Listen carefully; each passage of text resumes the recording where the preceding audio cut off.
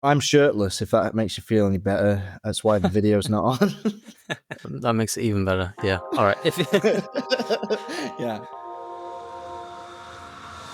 Hi and hello, watch fans, and welcome to another edition of The Real Time Show with me, your friendly neighbourhood watchmaker, Rob Nuds. Today I am joined by Benjamin Adams, founder of Benjamin James Watches, to discuss the origins and his long backstory in the watch industry today. Ben, welcome to the studio. It's good to have you here on a sweltering July afternoon. Thank you very much. It's great to be here. Thank you for having me. You've got some history in podcasting yourself. You used to be the host of a podcast that was running prolifically throughout COVID. Tell us more about that. Yeah, exactly. So I used to be one of the co-hosts of the Watch Gecko podcast. That was possibly for a couple of years, mostly running during COVID. So I've got a little bit of experience, but it's been a while. So you used to work for Watch Gecko, or with Watch Gecko if we prefer, and now you are a brand owner. But let's go back before both of those things, right to the start of your watchmaking journey. I noticed on your website, on the Benjamin James website, there's a lovely picture of you as a child sporting your grandfather's watch, correct? Yeah, that's correct. Yeah. My grandfather was really the person who kind of like catalyzed the passion of watches in our family. So he's really into watches and my dad's really into watches. And I possibly align with his tastes more than my dad's, because my dad's into gigantic watches. But yeah, my grandfather was always really passionate. And I have just crystal clear memories of being a kid and him walking me through his watch collection, and just the passion of which he spoke about watches and the designs that he was into really captured me. And so you can see in that image that's on my website, he was wearing a Jaeger LeCoultre Reverso, and that was, kind of the style that captured him and that went on to be kind of early formation of my taste as well. Rectangular watches were always his thing, and I can remember him always speaking about the Rolex Prince. If you know the watch from the 1930s, which was, I think, nicknamed the Doctor's Watch. It's the little rectangular watch that has the hour and minutes at the top of the dial and the sub-seconds at the bottom of the dial, completely separated. And the way he always talked about the stories of that, even though it was an incredibly elegant watch in gold, you can imagine in the 1930s, very expensive. And the reason it was called a doctor's watch was because it was so prominent with the sub-seconds that doctors would be able to essentially use it as a pulsometer. I mean, that is an incredible watch, and it's the first time that the Rolex Prince has been name-dropped on the show. It's quite a niche one. It is super niche, but it's also a wonderful, wonderful piece. Much more interesting than a lot of stuff Rolex does these days. But how did your grandfather find himself wearing watches like a JLC Reverso and idolizing pieces like the Rolex Prince? What did he do? What was his career? So he was self-employed. He ran a business servicing and selling like fine examples of classic Rolls-Royce and Bentley. So he was like a completely self-made man who started off. He started working at 14 actually in the racing stables, and eventually he went into being a car mechanic. I think he worked for the Co-op, and his career kind of unfolded over like 50-ish years. But his passions were always in like high-end luxury motor vehicles, like the classic Rolls-Royce and Bentley. He had a real keen eye for engineering and mechanics, and I think that the crossover between watches and cars is obviously undeniable. And I guess high-end luxury in a quite an elegant package. Then you go more towards dress watches like the JLC Reverso and like the Rolex Prince that was his grail watch for many years. For some reason, I can't really explain why, but I'm getting the feeling that your grandfather himself didn't come from money, but it was a passion that pushed him into these industries that resulted in him obviously moving in some quite high circles if he's selling fancy cars and trading in beautiful watches. Yeah, exactly. Yeah, it was passion that led him, really, which was, a good lesson for me as well, to see how him and my father also, he runs his own business that's kind of run by passion. And it's something that when I was growing up, I could always see, how much they talked about what they loved and what they were doing. my grandfather, he didn't come from money at all. It's not like he's ended up incredibly wealthy, but he's done really well for himself and has definitely moved in, good circles, and he's become really knowledgeable and passionate about things that he loves. And that's just a kind of like a driving force behind what he's always done. So walk me through your youth as you grew up. When did you realize you wanted to get into watches? What did you study in? What did you have as your first job? And when did you decide to make the leap to start Benjamin James? And then what did your family, a family of watch lovers with quite some experience in the field, think of that? So I'd always been around watches, as I said, with my grandfather and my father being into them, but I didn't necessarily have or wear a watch myself. It was more something that I knew the stories of and appreciated, and was kind of, just slightly outside of. And that was until my 18th birthday, when the family kind of co-gifted me a watch. It was a Tag Heuer Aqua Racer. And from that day, I pretty much just wore that watch every single day and slowly fell into the rabbit hole of the watch world. And that coincided, that timing of, receiving the watch for my 18th. And that was at the time where I was finishing my A-levels. I'd already decided that I didn't want to go to university because, I've grown up around entrepreneurs all my life. And that was kind of the path that I saw, something a bit more personal. So I wanted to go into the working world straight away, and ended up actually working at WatchGecko. So that was my first ever job, was in the watch industry. So it was a pretty immediate segue, and that time of my life where I was just getting into watches and then also having my first job in the watch industry, that really catalyzed the passion. And it then turned from being, watches are cool, I'll apply for this job, to getting it and then being like, okay, well, I better start researching and learning more. And then it hasn't really stopped, and it's been almost 10 years now. So when you were working for WatchGecko, obviously you did the podcast, but you wrote for them as well. Were you in the back office? Were you working directly with John? Yeah, so I first started with photography. So I studied photography at A-levels as well as programming, but more of the creative side, which is why I took photography, because I liked Photoshop and digital editing, things like that. So I started at WatchGecko doing photography. I was just an apprentice photographer when I started.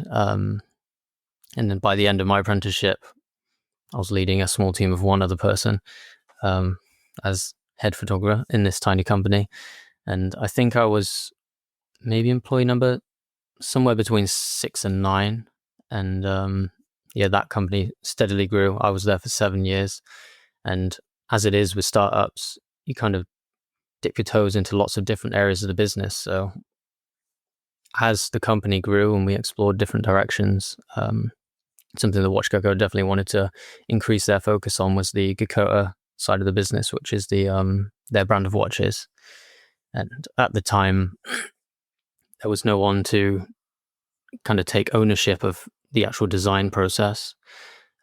So being a photographer, I was obviously very used to using Photoshop and other digital editing. So then I just took it upon myself to teach myself in my spare time how to use Adobe Illustrator.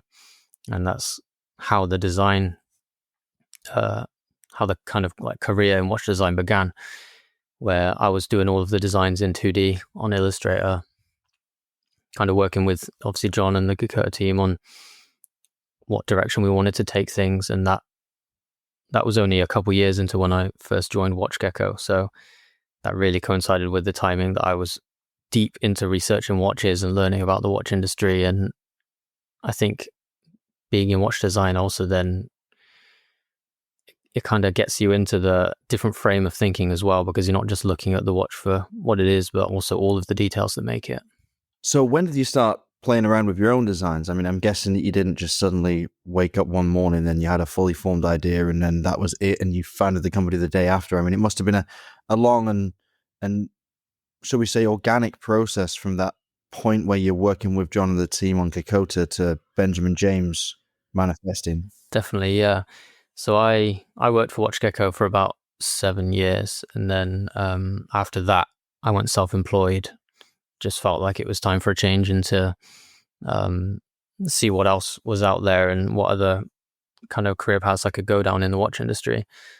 So when I went self-employed, I think it was 2022, I was mostly doing photography, freelance for different micro brands, doing some consultancy and design, then also doing a lot of work with some like quite high-end watch dealers, so photographing like rare off-catalog Pateks and Rolexes, like gem set pieces, different things like that. And that being exposed to such a high-end kind of side of the industry was great as well for my kind of design ideas, because I was really able to take the time to appreciate what went into these watches, what made them so special, and kind of dig deeper into the design details of what the top brands in the industry are doing. But at the same time, I'd just gone self-employed after WatchGecko, where I was constantly designing new watches and involved in that process. And that was really the passion. But I'd always felt like I wanted to do, something for myself. And so only a few months after being self-employed, mainly doing photography, I started piecing out some ideas for what then became the Scarifor. So that was almost 2 years in development from, like early sketches.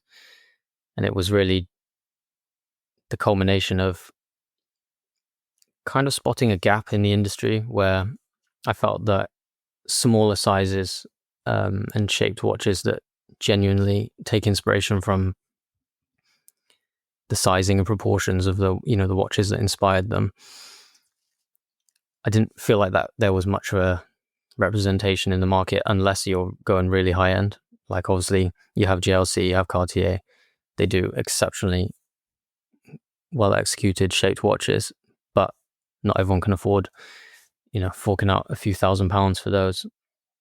So was that your goal then? Was your goal to democratize the watches that you'd grown up seeing on your grandfather's wrist and the ones that you kind of held above all others as pure elegance? You wanted more people to be able to access these classic forms at a reasonable price?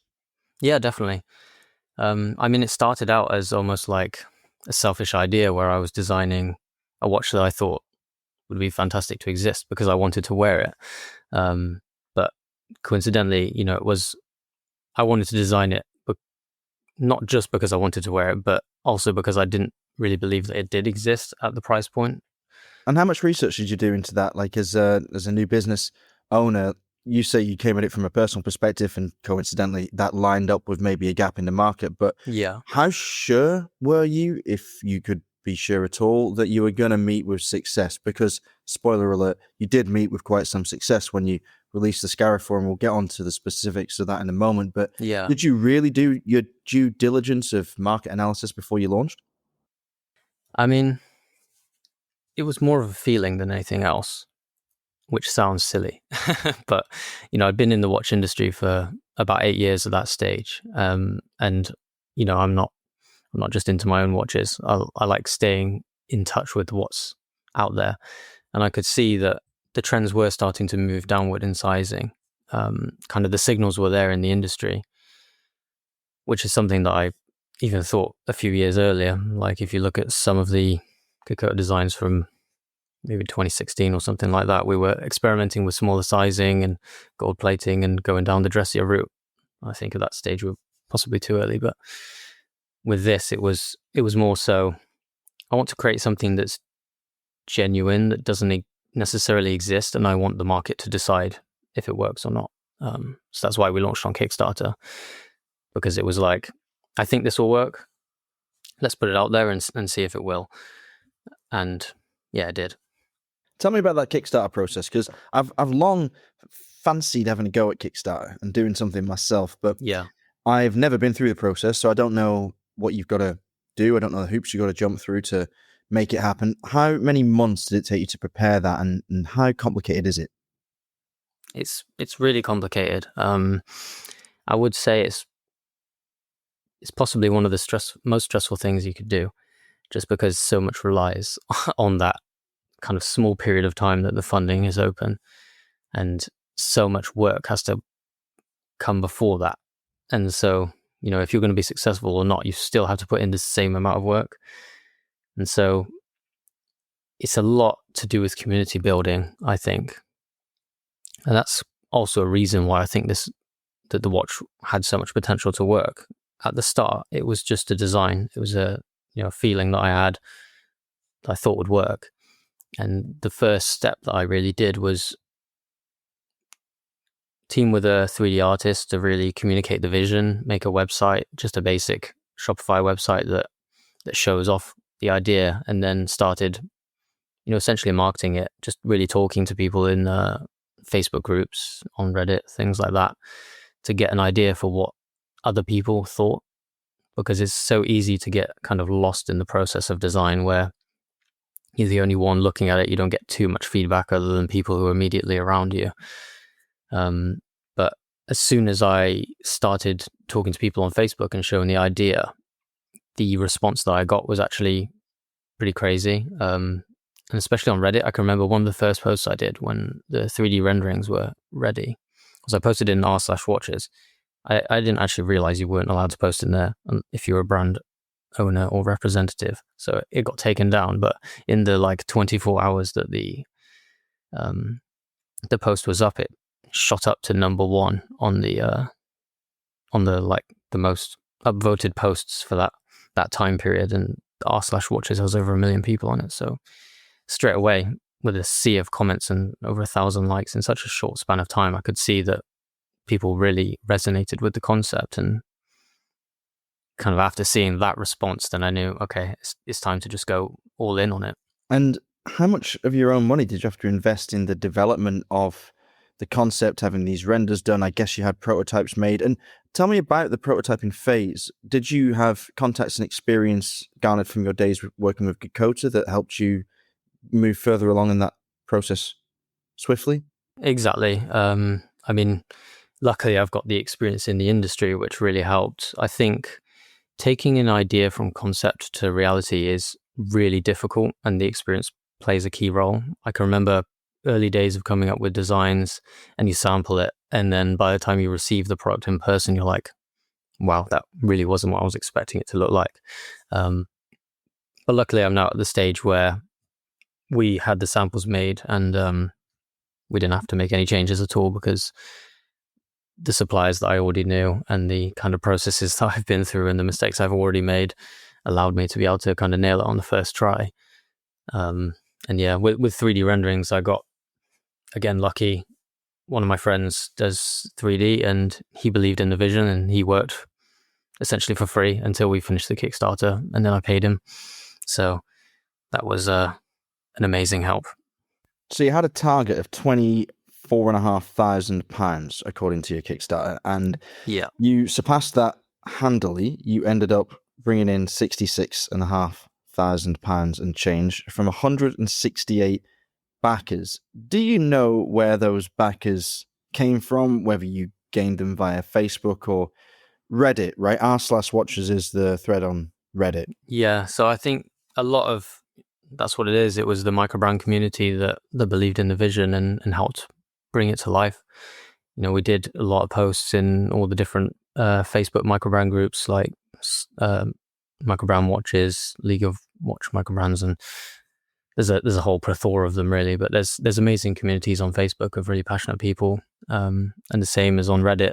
We stopped posting in r/watches because we couldn't, but there is a r/microbrand watches, which I think is run by Microbrand Watch World, and they also have a great community on there. It's a place that you can easily get very honest feedback, and that's what I wanted from day one, is that I wanted to lay everything bare.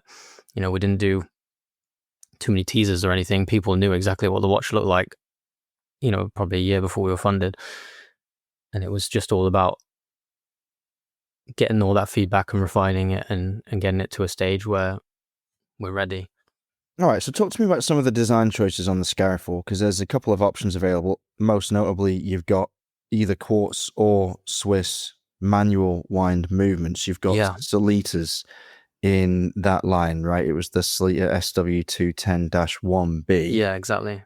And it's not a decorated version, correct? It's just a basic one? Yeah, standard version. So what was the thinking behind that, to offer both quartz and then an undecorated Solita?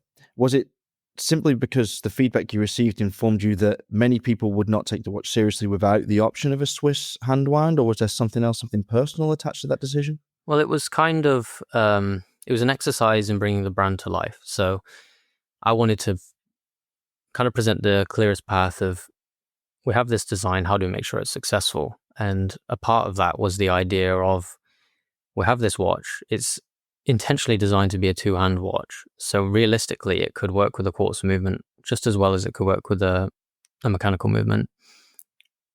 The first thought was to make it only with the Sellita option. That was kind of like the purest vision of the design. But what turned into a kind of like a business decision to make it easier to fund and do production, because obviously the quartz movements are cheaper, it allows us to hit a lower price point, turned into something that people actually really enjoyed and is, I guess, somewhat novel. There's not too many brands that offer different movement options within the same watch. But interestingly enough, whenever we do a release, the demand for the hand wound is almost equal to the demand for the quartz watch. And I think that shows quite an interesting point where you almost think that any watch enthusiast, they're only going to be into the mechanical version. But I think as people are getting more into less buying just off a spec sheet, I think there was a period of time in the late 2010s where microbrand success was based on kind of a spreadsheet of how many things you could tick off. But now it's more about kind of the soul and the essence and the reasons behind the design choices and things like that. And yeah, just having the quartz option, even though it's a bit more unconventional for a microbrand who's trying to be taken seriously, it really did end up working. And when you look into the practicality of it, it really does work, because you can either have a watch that you have to wind every 2 days, or a watch that you don't have to change the battery of in 10 years. And it's then just down to preference. Yeah, you're speaking the truth. I had an hour and a half long call with Giles Ellis from Schofield this morning, and the subject of soul and magic in watch design was one of the main topics we discussed. And you have obviously captured that. Like, you've done something that is a bit off the beaten track for modern watchmaking, and you've presented it with these two options. And you're not joking when you say that there was a pretty even split, or that there are even splits whenever you debut watches. I was looking at your Kickstarter stats, and if you roll together the early birds and the super early birds from both the quartz and mechanical, you sold 80 quartz and 79 mechanicals. So yeah, it's actually quite unbelievable. When I was doing it is unbelievable. When I was looking at all the stats, and obviously we've continued to launch on the website, it's stayed pretty consistent as well. Very interesting. Here's an interesting question for you. Could you guess which I would choose, whether I buy a quartz or a mechanical, as a long-time watch collector myself? I see you on LinkedIn and you're always out and about, so I would maybe say the quartz. Yeah, you'd be right. I would actually go for the quartz with something like this, because what I'm getting from it is the design and the wearability, and the fact that it fills that hole in my collection that I don't have. I don't need it to be mechanical. It's not, an undecorated Sellita, and honestly, whether it's decorated or not means nothing to me. I've got, I don't know how many Sellitas in my collection, how many movements based around this format I've got. I have no idea.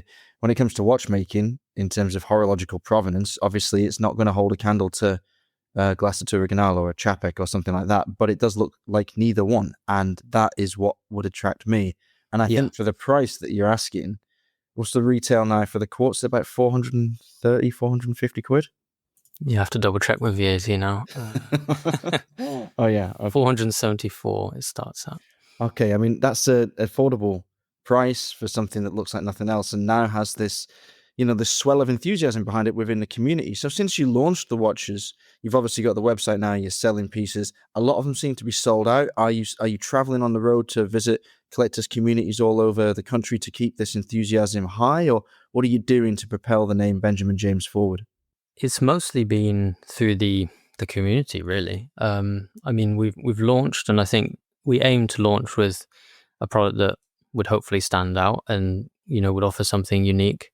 And I think that people have started to notice that. I mean, we were quite lucky after we launched. We had Andrew Morgan talk about us on YouTube, that brought some kind of like an initial flare of interest that was outside of our immediate circle. And then that kind of just culminated over time. I think more people took notice of what we were doing, and the fact that if you want something like this, sized like this, there aren't too many options. And so it is at least somewhat interesting, I hope.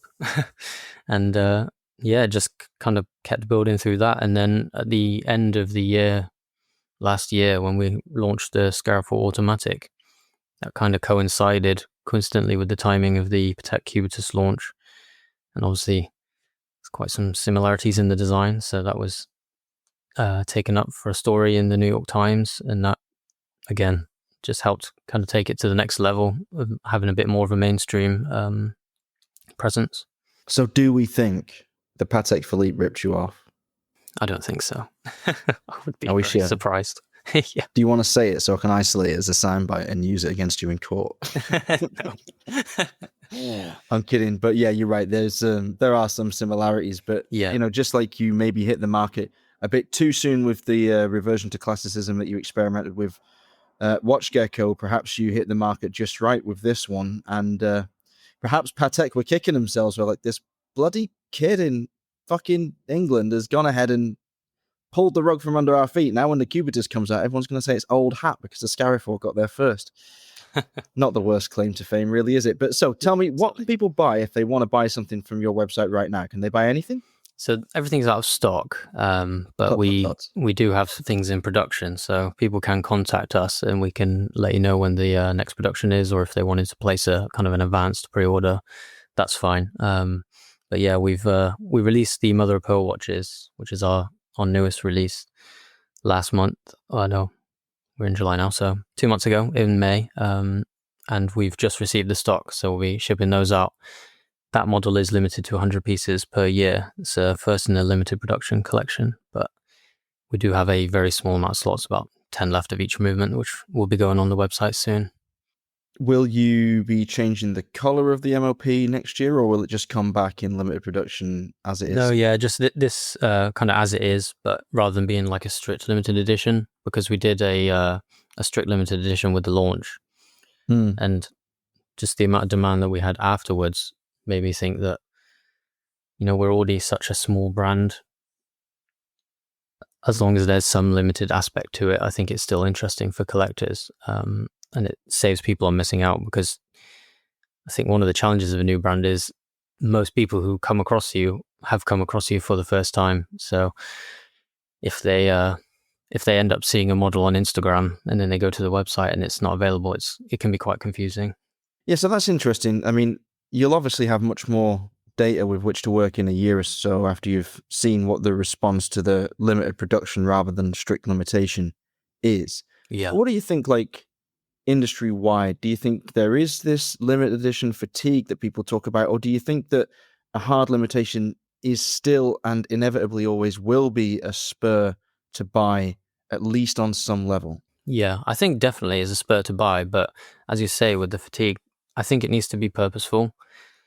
So with this watch, it's special because we're using the Mother of Pearl dial, but it's not like it's a collaboration or something like that, or it marks a certain date, or something that has a real meaning behind the fact that it would be a strict limited edition. We did a strict limited edition for the release because that was the release. We can never repeat that date. But making limited editions for the sake of it is not that interesting. I prefer the way that some brands like Patek and Rolex do it. They do it in a different way because their limited production pieces are technically off catalog, so they're not as well known. But that was the inspiration behind the way I've done it with the Mother of Pearl, where I wanted to create something special for collectors, but it not be too hard to get a hold of that it just annoys new customers. Yeah, I like it. I think it's more in line with my ethical approach to limitation. Yeah. I still question, because I'm involved with several brands that do different types of release strategies constantly, and it's endlessly fascinating to study and observe the performance of these watches that are either limited production, like X amount of pieces per year, or like hard limited. And then once they're sold out, how oftentimes you find the swell of interest comes after the sellout. And it'll always happen regardless of what number you put the watch at. If it's truly limited, not one of these like Omega limitations where it's like 6,999 pieces or something like that. But like if it's like 100 pieces or fewer, let's say, because that's a fair limitation globally. If you think like, oh, okay, there's only 100 of these pieces in the entire world, that is extremely limited when you think about it. Like you're unlikely to run into another one of those in the wild. Oh, maybe not in our circles, because obviously we're the most likely people to be buying them. But you know what I mean? Like you're not going to see I know what you mean. In Tesco. You're unlikely to anyway. So I watch these things and I see them and I say, well, yeah, obviously, like the stricter the limitation, the more rabid the interest will be in the short term. And then like there'll be fury afterwards when people see it and like it and can't get it. But then I always take that fury that comes after the sellout with a pinch of salt, because you're never quite sure if someone would have bought it or if they just want to complain about the fact that they can't. And, you always want to strike the number just right? You want to leave maybe 10% of potential customers unhappy. You don't want to leave 300% of customers unhappy, then you didn't make enough pieces, and you don't want to not sell out of a limited edition model. Yeah, exactly. I mean, we wouldn't exist without the community, so I don't want to start doing things that would then annoy people who genuinely want to support. And, if that's the watch that they want to buy and they don't want to buy one of the other colors, you start doing that to too many people and then it becomes a problem. Right. So what are you going to do to expand the collection to ensure that the odd person that does miss out on a piece that they want or finds themselves, unwilling to wait for 12 months for the next replenishment to roll around has something to buy? What's coming next? Are we going to see different case shapes? Are we going to see more dial materials, different patterns on the dials? What are you thinking? So all the above, really. We've got the second collection, like the second full new range, which is a completely new design. Every piece custom molded. That'll be hopefully releasing in about 2 months' time, maybe 3. And that's kind of the next step of the brand. I think the Scarifor will always be kind of like the hero product. I think that's a fantastic canvas and it's an easy watch to get on with. It's not too much of a watch for a watch nerd, whereas the second watch that we have coming is potentially more niche, but really communicates our brand values and is a complementary piece to add to our collection, something for the collectors who really understand what we're trying to do with the brand. Kind of push us in a new direction and really establish what it is we're trying to do. Interesting. Are we going to see any round cases? There's none in development, but maybe. I'm not necessarily against it. It's not that we're taking a stand on round designs, but with every watch we release, I want it to be very well thought through and very purposeful. Saying find a gap in the market is almost kind of an overused statement nowadays, but it's just to find something that is interesting and compelling and isn't necessarily made just for the sake of, I want to make a new watch, what can I release? And just putting something random together. It's more so trying to find something that is somewhat novel, is still very classically inspired and doesn't look weird or quirky, but has its place and reasons to exist. Yeah, I mean, those reasons are everything, right? So with the first range, it was to make available a sort of style and a shape and a feeling and an emotional product that wasn't available at that price point before. Yeah, exactly. And then you're going to continue with that same thought process, like you're going to try and bring unusual things into an accessible price bracket, or are you going to go even wilder? Yeah, exactly. And it's not always necessarily about price. I mean, the price point does play into effect, but with the second release, it's more so how do we stay in our lane but still offer something different and show what the branding is about without showing the brand as like a one-trick pony type thing. Like, I don't want the brand to just be about the Scarifor and just release endless versions of the Scarifor, because I think that would be somewhat boring. But I think we can take the essence of what we've created with the Scarifor and apply it to different areas. So the next release, it will be more expensive. We're elevating the specification a bit. It doesn't look necessarily like a Scarifor, but I think when you delve into the details, you can see overlaps with the concept. And you're designing all these watches yourself, right? The concepts come from you. Yeah, exactly. I mean, the brand's named after myself. That's kind of just a way of it's like, this is what my idea for a watch that should exist is, and if people agree with my ideas, then they'll like the brand. Is James your middle name? Yeah. Yeah, mine too. Nice one. Nice. Yeah, solid. And Scariford is the name of your childhood home, correct? Yeah, exactly. So that's the name of my childhood home, and then also, coincidentally, it was the house that my grandfather grew up in. I was originally planning on naming the brand after him, but unfortunately he shares a name with someone who was disgraced in the press for sex crimes or something, so couldn't use that name. No way. Yeah, when I started releasing the renderings, people were like, yeah, that won't work. Oh, all right. And so I still wanted to tie in the influence of family, and Scariford also being such a weird word. It wasn't trademarked. Yeah, no, unsurprisingly. That's also a massive thing. It's hard to find words that aren't trademarked. I mean, if you Google Scariford meaning, which I did in preparation for the show, it just comes up and says, this is a line of Benjamin James watches. Like, that's the first thing that Google recognizes it as. It doesn't say it's... I'm not sure what it is. I think my parents who are in the house now thought it was a scarifier is a job. Scarifiers are designed to encourage healthy lawn growth. So maybe whoever lived in that cottage encouraged healthy lawn growth. Okay, and had bad spelling. But, yeah, okay, totally possible. The house I grew up in when I was a kid was called the Longstone, and I always carried that name around with me. I had a bar in my garden back in England, and I used to call it the Longstone Ale House. So that's cool. I definitely, I feel it's a good thing to name a watch collection after, and it really grounds the whole brand in that family concept and that idea of legacy. I am so curious about like the almost like sex offender name that you applied to the brand. That's brilliant. I believe that there was a Nuds, that's my surname, obviously, who was a murderer, or was he a murderer, or was he murdered? I think he was a murderer. A guy called Christopher Nuds. That's quite a large. Yeah, it's a big difference. Large difference.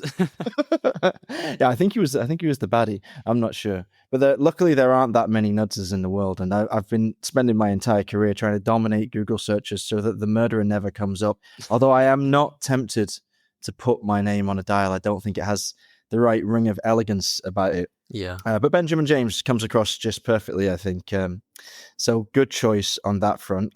Also looking forward to hearing what the future collections themselves will be called. Will they also be rooted in your past, your personal history, or will you go in a different direction?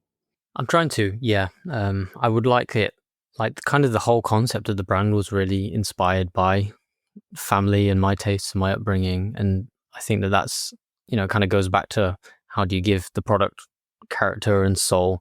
I want things to be purposeful and unique and tell a story that couldn't otherwise be told. I think everyone that exists on the earth has their own kind of intrinsic value and stories that are unique to them. And that's a part of what I think made the watch and the brand so special. Something we try to do a bit differently, where it's not, it's not just taking inspiration from things that are completely unrelated, but just trying to carve our own path. And yeah, the naming side is really difficult because there's only so many words that aren't trademarked. True. And there are even fewer that are appropriate for brands. Sound good. Yeah, exactly. Your grandfather, is he still with us? Yeah. How old is he now? I believe he's 81. Okay, all right. So not that old at all, really. What does he make of it all?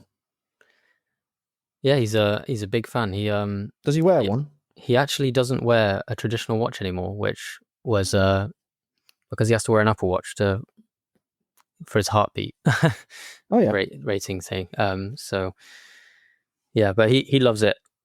He's obviously very proud of the story and how everything that was potentially just a throwaway thought to him. I don't think that he would probably remember all of those moments the same way that I remember them, because obviously things can be more impactful when you're a child. But I'm sure before, when he was just showing me a rectangular watch that he liked, would essentially culminate into an entire brand being born 20 years later.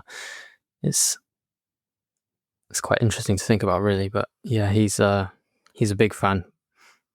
He must be very, very proud. I mean, my granddad's dead for nearly 40 years now, but Oh, sorry to hear that. well, it's fine. I'm over it. I was a kid when he died. So he was a gardener his entire life, but he dreamed of being a watchmaker, something my mother neglected to tell me until after I'd graduated from the British School of Watchmaking, which I found completely inexplicable. At one point, I thought she would have just mentioned, oh, your grandfather would have been proud because this was his dream.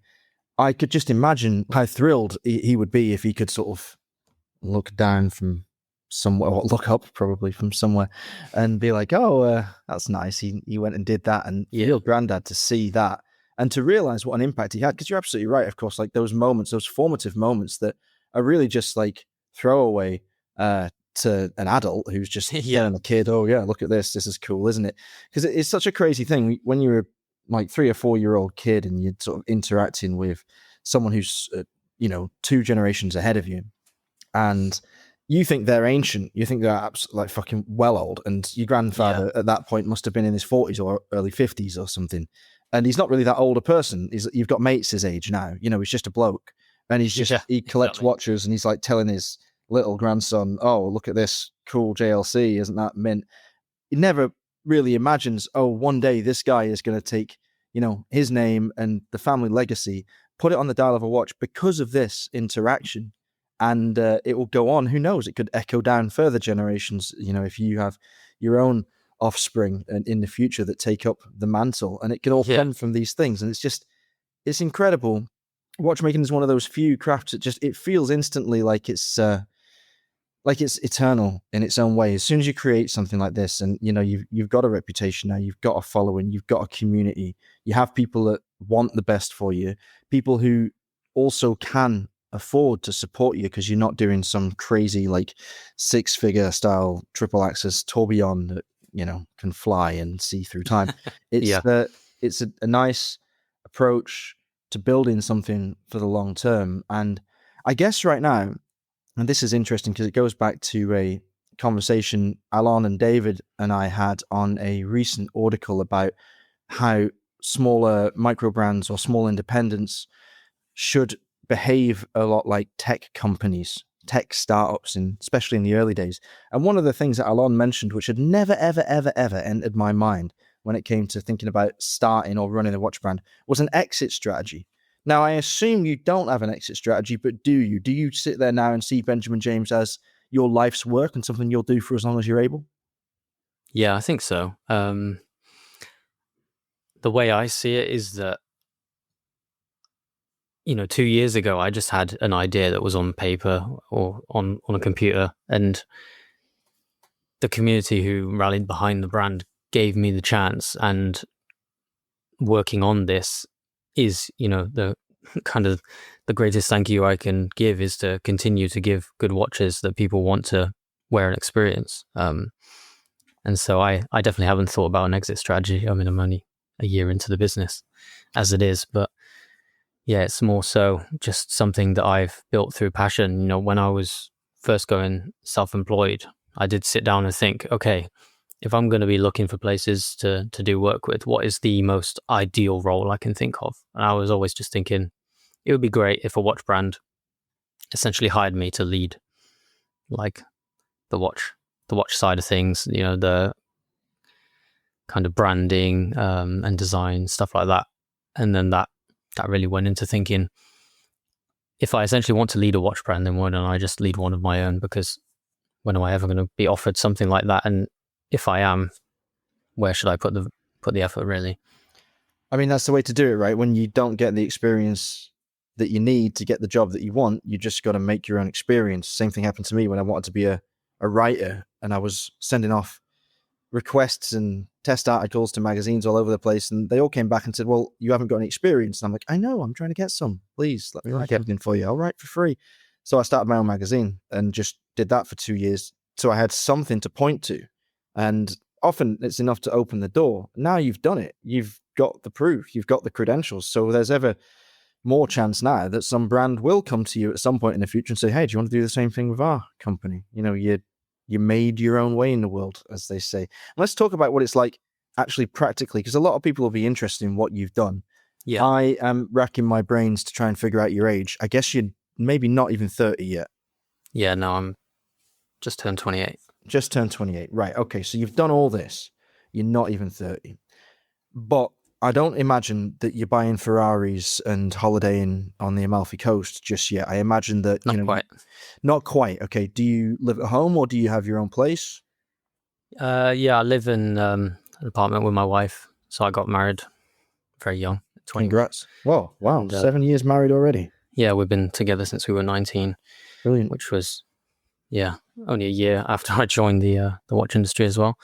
So Maxine, my wife, she's a big part of the brand as well. I think really to be successful and stay grounded in what you're doing, you need to have someone who's willing to give you the harsh feedback and really, see what you're trying to do and then help you refine it. And that's what she's really good at. She has like an impeccable eye for just seeing something and knowing like yes or no, is that going to work? So a lot of the times I come to her with new designs and she's like, no, you need to go back with that one. Mm-hmm, mm-hmm. So like if we're writing the Benjamin Adams recipes for success, a stable home life is a good one because it gives you that clarity of mind and also that support. All right. Okay. You did most things on a shoestring budget. You leveraged friendships and your own talents that you taught yourself illustrate. Okay. Pretty much. Yeah. I tried to keep everything as lean as possible. It was really an exercise in create something that I believe is good and let the market decide. Very good. So you've done so much off your own back and obviously taken quite some risk to get there. Maybe less so in terms of pure financial numbers, but certainly in time and time. Yeah, definitely in time, and time obviously impacts financial numbers. I mean, there was a long period of time where I was, spending more time than I should be working on the brand when it wasn't providing any return at all. Where I could have been doing, more freelance work or different things like that. But now one imagines with a website full of sold out watches that you are, this is your full-time job, your full-time career, and it's sustainable for now, at least. Yeah. And high hopes for the future. Here's a question. Do you want to scale it? Like, do you envisage absolutely rolling in cash? Or are you more like, so let's take two British brands alongside you. Okay. There's a Schofield, there's a Christopher Ward. Now, Mike and Giles couldn't be more different in their approach to watchmaking. Giles is all about like purity, soul, design, like the truth, the emotional truth of everything. Mike's a absolutely like lab-grown businessman. He's just like a fucking genius when it comes to the numbers and attacking gaps in the market aggressively, moving first, moving fast. Very different men, both very successful in the ways that they want to be. Giles has got his like his smaller industry, his band of merry supporters. Mike's like obviously blown the doors off the industry in terms of transparency and huge volumes being shipped out, and now at least ever more creative horology as well within it. Yeah. Do you see yourself as more of a Schofield, or do you see yourself as more of a Christopher Ward, or are you somewhere else? Possibly somewhere else. Yeah. I would say we're not aiming to scale like Christopher Ward have done. This isn't going off like a specific business plan, and I want to get, X amount of investment to be able to hire these people and move in these directions. But I would say that our approach to design, I'm not trying to go too niche. So there's, potentially some mass market potential, especially if you look at something like the Scarifor. I mean, it's not too dissimilar in positioning to something like a Tissot PRX. Right. So whereas, Schofield does incredibly thoughtfully designed, really interesting watches, I don't think we're necessarily going down that route. So yeah, I'd say maybe somewhere in the middle. I don't want to seek investment. I'm not interested in necessarily like giving up portions of the company to be able to grow faster. It's more so just trying to do everything right and continuing on the path that we've already set, where we're not forcing growth with money, but we're kind of trying to do everything with integrity. And I keep saying it, but just letting the market decide. I think we'll know when we've done something right. If you look at brands like Studio Underdog's the best example of a fast growing brand that's done it in kind of an unconventional way, where they've just created a product that people want to buy, and a community has arisen from that. So let's just look at what Rich has done in the last couple of years. He's built a team around himself, something that when he started in 2020, I guess, seemed a long way off. It was a wild idea that he came up with, and found favor in the industry. Obviously, now has a huge number of followers, one of the most visible, dynamic brands in the industry, regardless of price point. Absolutely stunning success.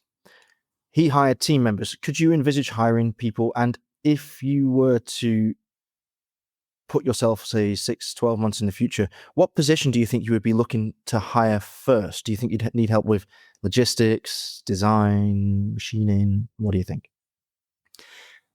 Yeah, it's a tough one, because that's kind of the most, I would say, unknown. When you're like almost a solo entrepreneur, I think that's kind of the first big step of then analyzing where could my time be better spent. For example, logistics, probably, people working out things with shipping and packaging, things that I'm not necessarily an expert in. That's definitely good. I would say that with Benjamin James, I want to keep it with the feeling of a kind of a small independent brand that doesn't necessarily lose the values that it started with, in terms of the brand is kind of centered around the fact that I'm designing these watches and they are things that I want to exist. I wouldn't necessarily want to then start finding design teams and different things like that, even though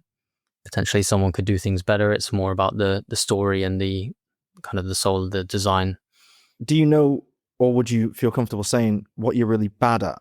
Because I mean, we know you're good at a lot of things, obviously, but what can you not wrap your head around? So just to share, because I don't want to put you in a position where you feel alone there, but I'm really bad with spreadsheets, right? I hate numbers. I like doing everything by touch and feel, I mean, like more emotionally than physically touching stuff, but like I don't like to sit down and look at just data. It winds me up.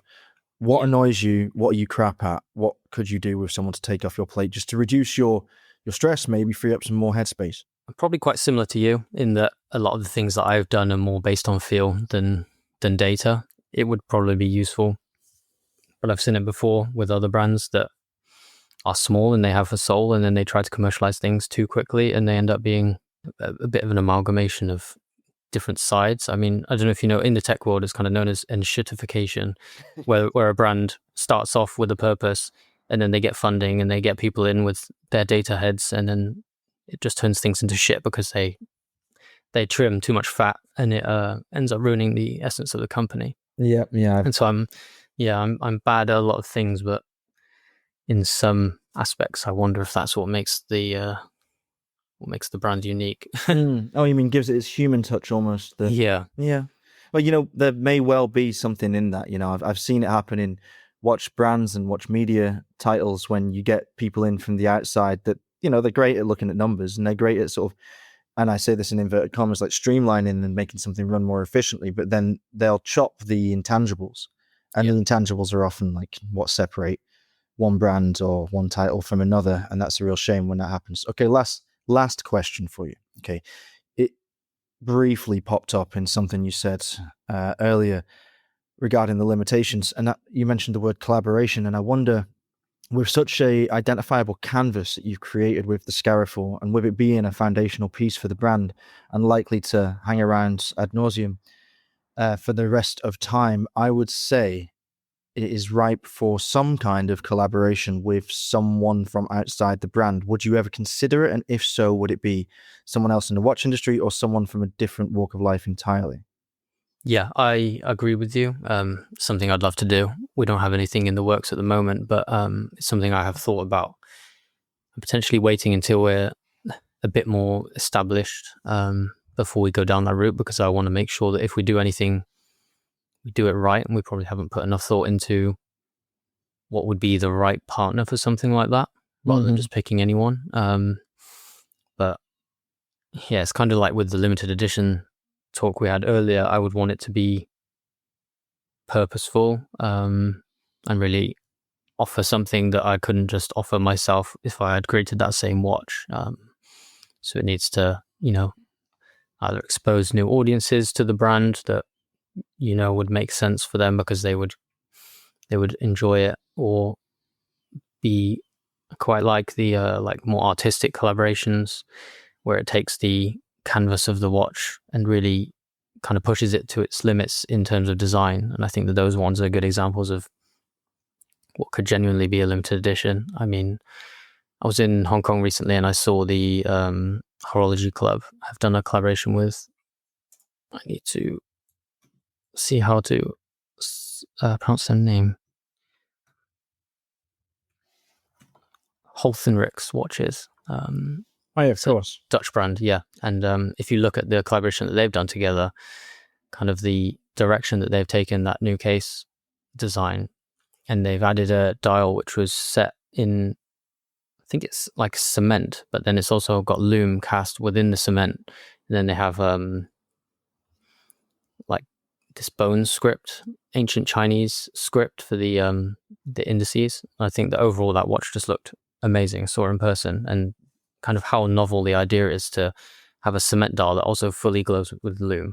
So that was just an amazing example of a collaboration done well, where you've got two very passionate people on either side trying to create something that's novel. Well, I'm sure that the team at Holtenrix will be thrilled to hear that. We've had Michael on the show, and Brandon has already recorded the podcast as well. So we because we're kind of half Dutch with Alon being based in Amsterdam, we have a lot to do with them, and they're great guys and doing incredible stuff, as are you. So we're going to wrap it up there. Ben, thank you very much for your time. It was a really interesting dive into Benjamin James, and I'm sure that a lot of our listeners will have enjoyed that. If any of you have questions for Ben, then please get in touch via the usual channels. You can contact us via the official Instagram handle at therealtime.show, via our email addresses, either Rob, Alon, or David at therealtime.show. You can find Scarlett on Instagram at Scarlintheshire. That's SCARLINTHESHIRE. And you can contact us via the contact form on the official website, www.therealtime.show. We'll be back soon with more top quality content and interviews with watchmaking's finest. Until then, stay safe and keep on ticking.